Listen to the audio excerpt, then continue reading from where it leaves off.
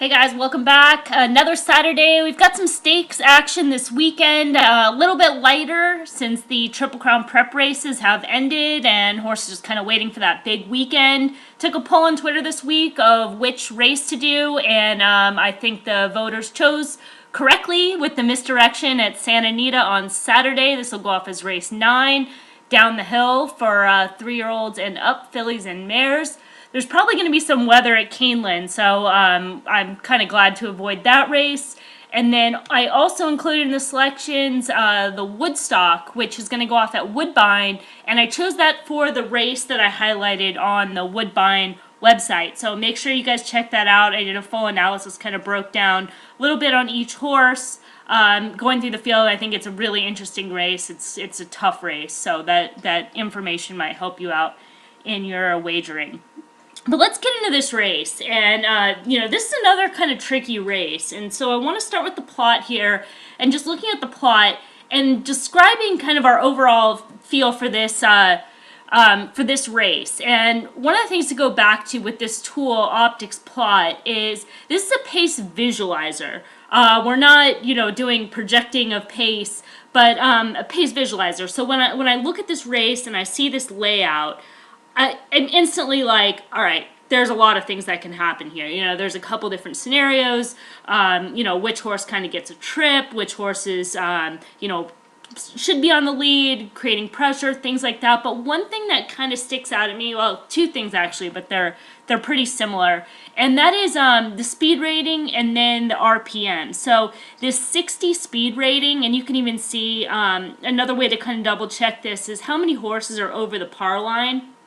So we've got the 9, 6, 1, 2, 8, 10 that are over the par line, and the 3 kind of somewhere in between.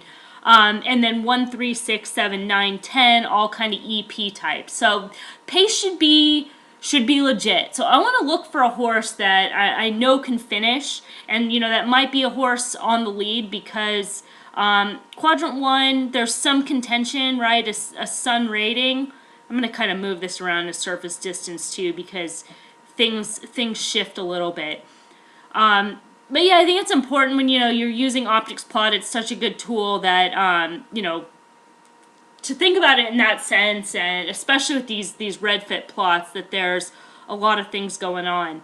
Surface distance, we lose a few horses, 6, 4, 7. 2 of those kind of being front runners there. You just click over on surface and see if anybody, before we get into the grid, and start looking at each horse. Again, some contention in that quadrant 1. We've got 4 horses, and then 7 and 4 being down here in quadrant 3. Map that first call could be somewhat forwardly placed as well. So let's go back to standard, and I think we'll probably reference this. I'm going to do it a little bit different than last week when we were kind of looking at speed, pace, class, and form. I'm going to look at each horse. We'll go through horse by horse. Let's see, I'm going to use the races in 360 days, and I'll just use all of 2016. I think that'll give a solid sample for horses, and then we'll do some more kind of designer filters. So, watch this cat breaking from the rails, been running in these grade 3 races, earned a B. Granted, that was in the slop. Have to go back to the starter allowance, this optional claim, or both a B.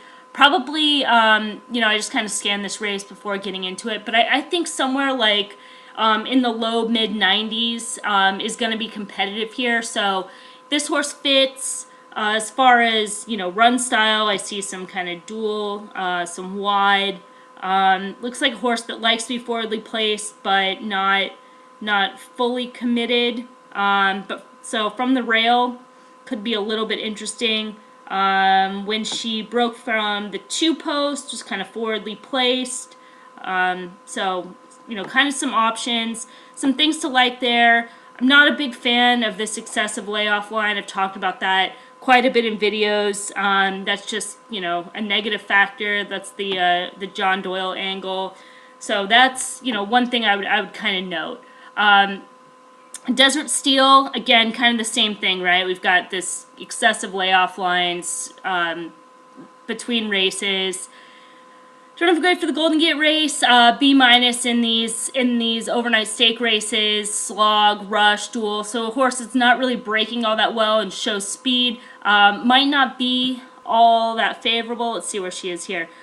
Decent plot, but if does break slow and kind of has to rush up into a pace that we know is going to be hot, that could be at a disadvantage. Has shown some grit and has some good finishes down the hill. I'm not showing a win, but again, maybe that's deeper in the plot or into her run lines. Copa, number 3 horse. I thought this horse looked kind of interesting on the plot, sitting right here. Seems like could be a favorable trip, forwardly placed. Has some kick, noted by that square. A lot of these races have been on dirt. She did run down the hill, and that was a no keep. Was working solid going in there. But that was followed up by a 200+ day layoff. So I think that's important to take into consideration because, likely something went wrong, whether it was in that race or, slightly after. So having some issues. Prior to that, she's got some class. She's got this B+ here at a grade 3. So there's some interesting things to like on this horse. Let's see, morning line, 10-1. Could be kind of an interesting player. The number 4 to do the dance. This was a quadrant 3 horse. Speed figure wise, I think is a little bit soft. I was saying kind of like lower mid 90s, and her not ever, in this race sample here, not cracking that. That could be problematic. Cutting back. The only time she ran, this was in the Sweet Life Stakes, was C+ close. So you can expect her to kind of be running on late. And that's probably why she was in the quadrant 3 forwardly placed, being on the lead in the route races. So a horse with the largest square in the field, if she is a closer, might be an interesting horse at a price for underneath, kind of picking up pieces. But as far as a contender for the win end, again, I'd go back to the speed figures, might be a little bit soft. Let's go down to the number 3, Riri. I thought this horse was kind of interesting on the plot as well. I'll kind of cycle back to that. Going back to Del Mar, that was off a 232-day layoff, a B- prep, and then speed figures have improved, 90, 92, Tactic Plus move nasal strip, clear outside trip. So she's got a couple good races down the hill and steadily improving. Need 2 down here in quadrant 4. I don't think quadrant 4 is that favorable, but she is kind of close to that quadrant 3. So that is something I would take into consideration as far as price. Win percent in quadrant 4. This is on standard. 8.5% winners, 43 and 503 horse sample. So again, not impossible, but something you would want to think about as far as price. If she's does take money, it's 5-1 on the morning line. Could be a place to kind of look elsewhere. The number 6 horse, Konaya, again another horse that's gonna try the turf. I'll have to go back through, and sort out turf sprints. Figure wise, has some races in there at Saratoga, Keeneland, Belmont. So obviously we know those are tough races. Where figures are competitive, grades are competitive. How's that class? B in grade 3, B in grade 2, B- in grade 2. Has some quality there. Could be interesting from that standpoint. I would probably like to see some turf in this race, or in our notes. That she'd be okay on turf. I'm just kind of scrolling through, looking at the extended comments. I don't see anything, so that's kind of a knock in that direction. A horse trying something new, but there are things to like as far as the class and speed figure standpoint. The number 7 perfect pick is kind of interesting here, and I have to go through the run line. So at Del Mar, breaking the maiden B+. Then went to another B race, second place finish, optional claiming race, slog, trouble, wide grip. So good race there. Should have won, had a brutal trip. And I think that's pretty much all you need to know. A B in a grade 3. Ran a C+ in a grade 1 race, and that was off a layoff. But this is the note that I think is quite interesting. So she ran in the mud at 8.5. All the races prior being one-turn races, had easy lead, lone, and the note being shorter turf. So 2 turns might be a question mark and might be okay on turf. So pretty interesting. She runs back here on the turf. In another optional claiming race, a B, easy lead, flow, lone, closing grit. Getting run it from both sides and dug in to hold both of them off. So showed some gameness when headed. And then here, rank wide, no keep trouble. That was in a grade 1. Also at 9 furlongs, we have this note suggesting that 2 turns is a question mark.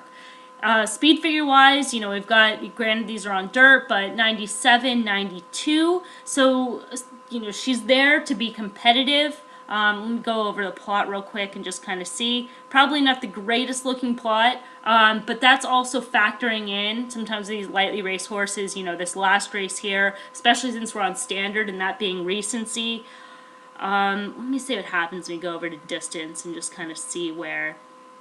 Again, when I'm handicapping this live, I'm kind of like showing you, this is sort of my thought process, just kind of looking at things as they come up.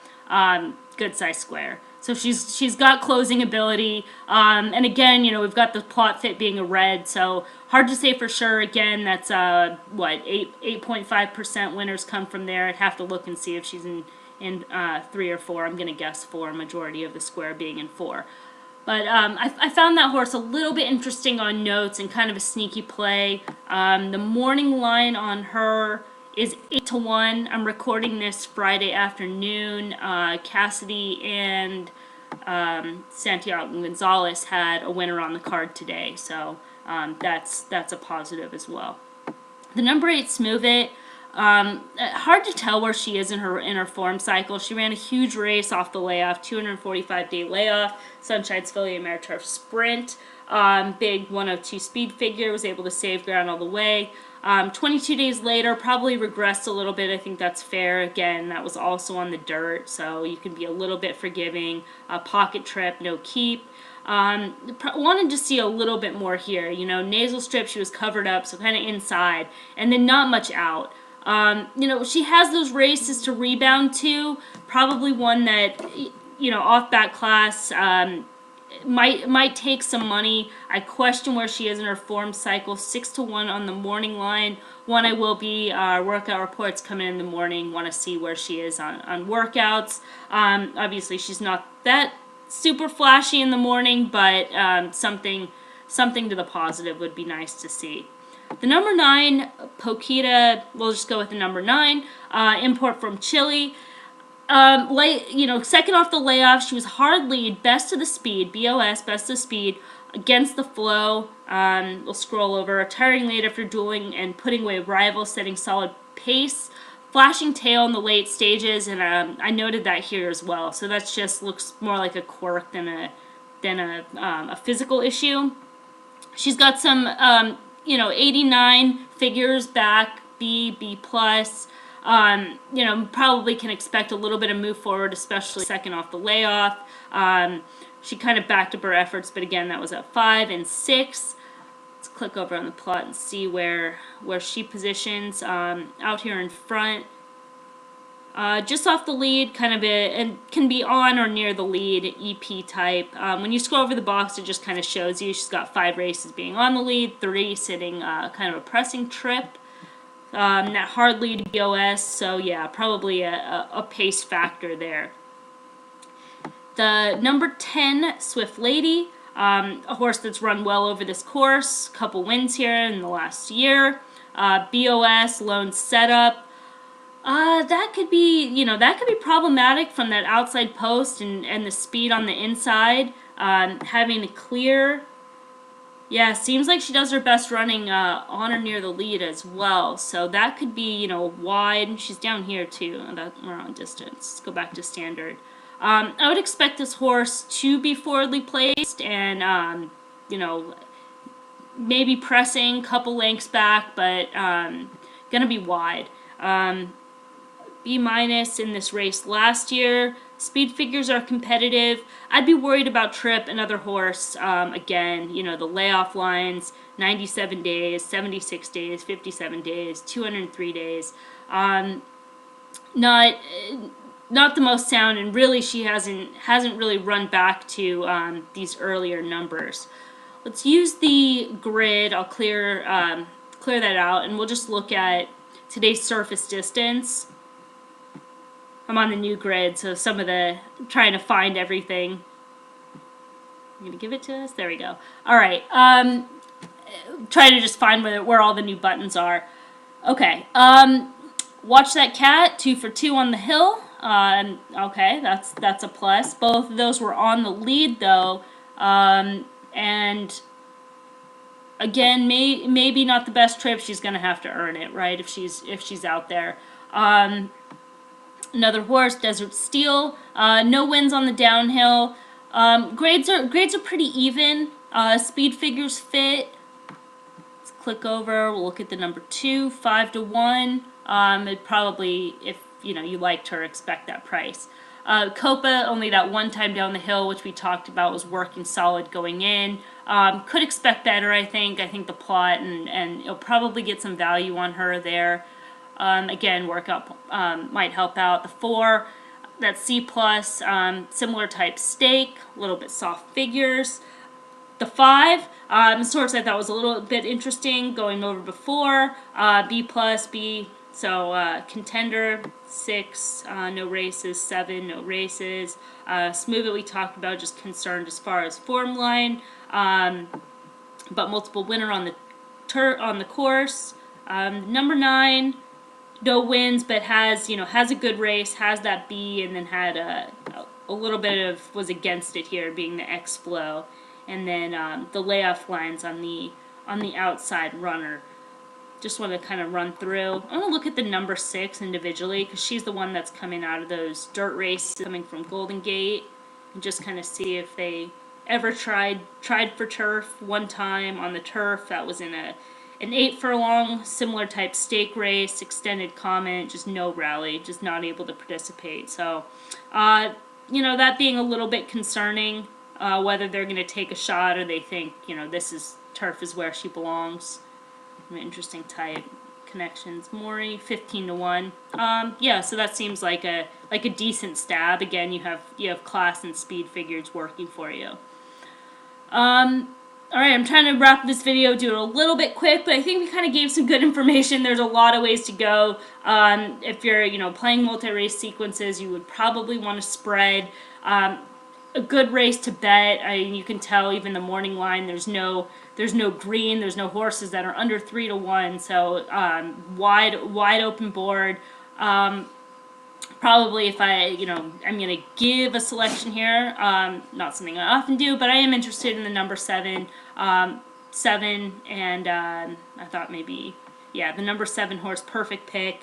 I think 8 to 1 or anything on the upside of that is pretty fair to take a shot and play around with her. Alright, thank you guys again for watching. We'll try to do some Triple Crown videos next week, just kind of catch up with the field. I know there's been some deflections and changes. We'll catch back up, meet with Scott and John, talk about those. Again, Optics EQ, our weekend package for Derby. We're going to keep that at $50. I know I announced we were going to do it at $80, but we discussed as a team we're going to keep it at $50. We want you guys to continue to support us, and likewise, we want to continue to support you. So please take advantage of that. It'll be well worth it. That covers Friday through Sunday, every race, every track, tons of special Derby stuffs. We'll print out lots of plays from racetracks all over the country. Again, lots of value. Okay, thank you guys for watching. Follow on Twitter, and then check out the site on Woodbine for the